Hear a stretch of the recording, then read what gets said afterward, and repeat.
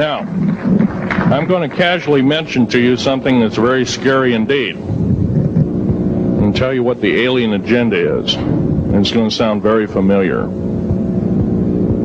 The alien agenda is the complete takeover of this planet, the killing off of 5, 6 to 7/8 of the world's population by the year 2029. The U.S. military has known about this for 45 years. They've told no one. As far as I know, I'm the only person standing before a crowd talking about the alien agenda, secretively. Okay. Back in 1954, I'll give you a quick overview. There was the created 1954 treaty where Eisenhower signed a pact with the known alien species of the time. There were 3 at the time. And he said that we're going to deal in high technology, but you can take a few head of cattle and a few human beings and you can experiment on them. It's unthinkable. It's stuff straight out of the Nazi death camps, and I'm kidding you not, it's plain BS, and it's got to stop. Now, the created 1954 treaty had been violated. After the great firefight, the alien-human war, I am the only living survivor talking about it worldwide at all. Only one.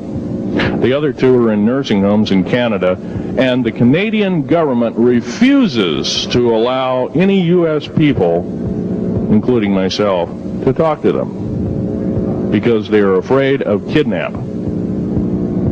Probably the reason I got shot to pieces and 11 attempts on my life is I am a direct threat to the entire system. The New World Order, the alien agenda is one and the same.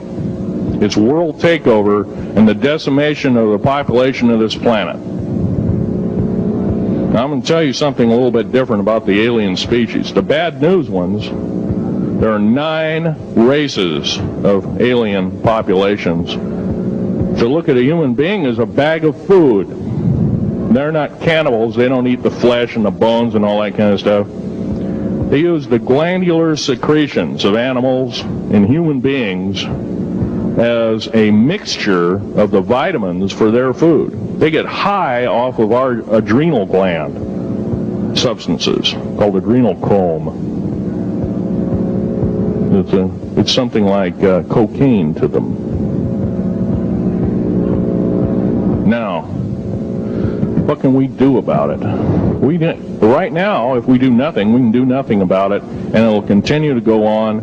Basically, we'll be led in the dark, and you'll keep seeing more and more people disappear. Right now, there's 100,000 children totally unaccountable through FBI archives, cannot be traced anywhere. They haven't been murdered. Nobody's ever seen them. I think they're hauled underneath in some of these bases, and they are summarily done away with, and they are literally eaten. Now, that is a scary thing indeed. And I'm not asking you to believe me in toto. I am asking you to seriously do enough homework that you can go out through the public record, through the congressional records, find out who's voting for what, and go from there. Do your own program, do your own agenda, and do your own speaking out. And if enough of us do this, there is some saving grace. However, we don't have a whole heap of time left. Technological governments on this planet are raping the planet. We're going to run out of everything that we need. They're going to pollute everything in sight in the better part of 20 years. Now, I know you've heard some poppycock stories. Oh, we're going to run out of coal. We're going to run out of gasoline. We're going to run out of this, that, and the other. And 25 and 30 years ago, you heard all this hogwash. Well, don't believe it. Basically, anything you read in a paper, you should take with a grain of salt. Start reading on what is missing out of the article. Ask yourself, what's missing in this article that I should know? Maybe that's the truth. Fill in the blank spots, so to speak. White copy is only one leg of the triangle. There are 2 other legs, 2 other pieces of the puzzle. What we have to do as a group of people, concerned people at that, and this group seems to be quite that, is we have to assert ourselves in a way that we've never thought possible. Now, I'm not asking you to do what I'm doing. I'm telling you, what I'm doing is very important. Every one of you is equally important.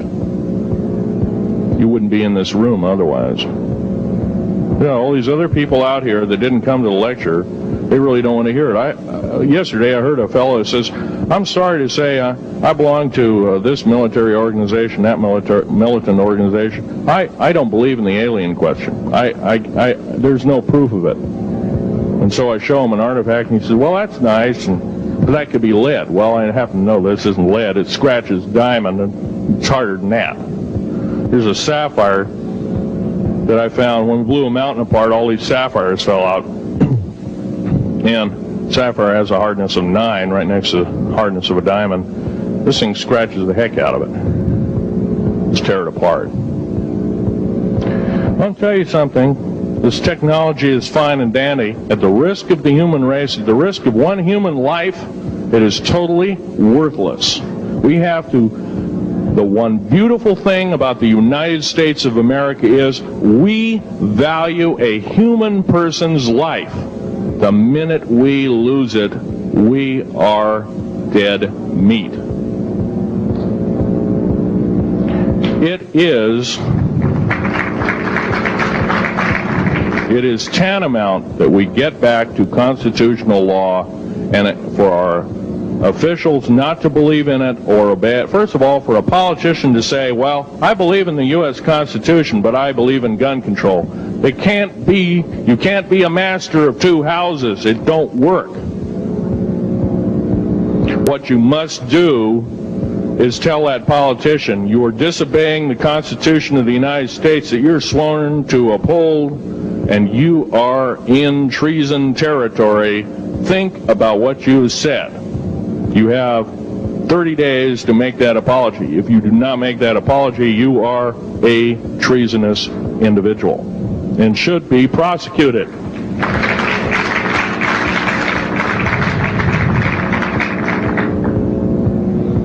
Now, there's a few other things I want to run by you, and they're kind of in rapid-fire order. Area 51 is only one base, one of the 131 bases. Of these 131 bases, I call Area 51 a mega base. It's got more than one base in it. It's Tonopah Test Range, Area 51, S2, S4, Groom Lake, and a host of others. Now, these mega bases are gobbling up our gross national product. Right now we're spending 28% of the gross national product on building underground bases solely. That doesn't count for the defense budget. That doesn't count for the spare parts budget. It doesn't count for any of that at all.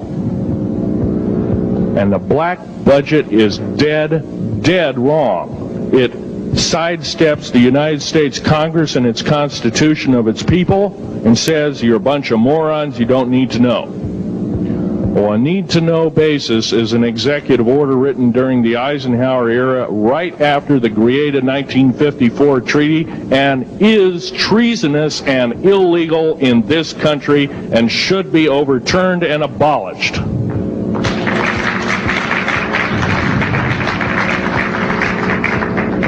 Now, I believe in military preparedness. I believe in military secrecy to some extent. Because there's always going to be spies out there, and there are always going to be people that want your hunk of territory, your house, or your ground, maybe even a country like that. Most of us remember what this crazy person in Russia, Zhirinovsky, had to say. We want Alaska back. Well, baby, you're not going to get Alaska back without a horrendous fight.